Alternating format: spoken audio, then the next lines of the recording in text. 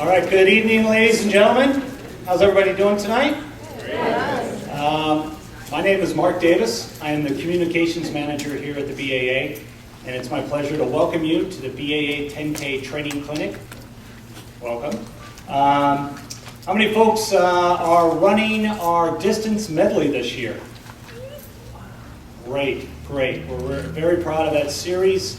If some of you aren't familiar with it, it comprises our 5K, which was run 2 days before the marathon this year, our 10K, which will be in June, as well as our half marathon that is on October 12th.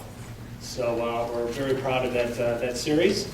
So we want to thank everybody for joining us for that series. For tonight's clinic, we're going to do a quick preview of the course, just to kind of go over a couple of the pieces of the course map that we do have online. As well, we're going to go through some helpful training techniques and some tips, and to get you prepared for some possible scenarios for Sunday, June 22nd.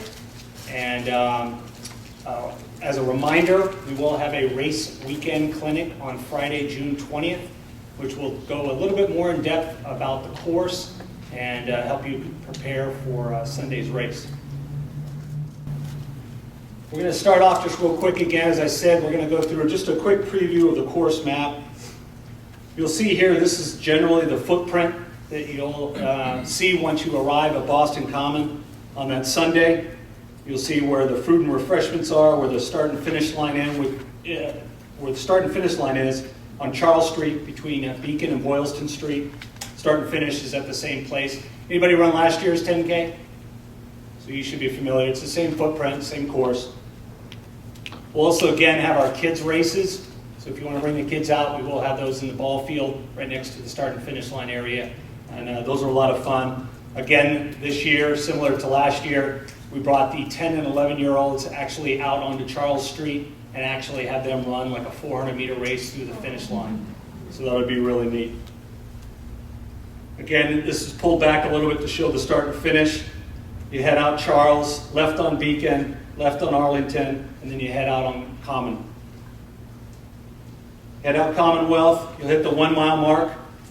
Again, you'll see as the arrows are coming back on the red, but you're going to be heading out on the blue. Head through this area as we head towards the 2 mile and 3 mile marks. Nice little tour of Boston University.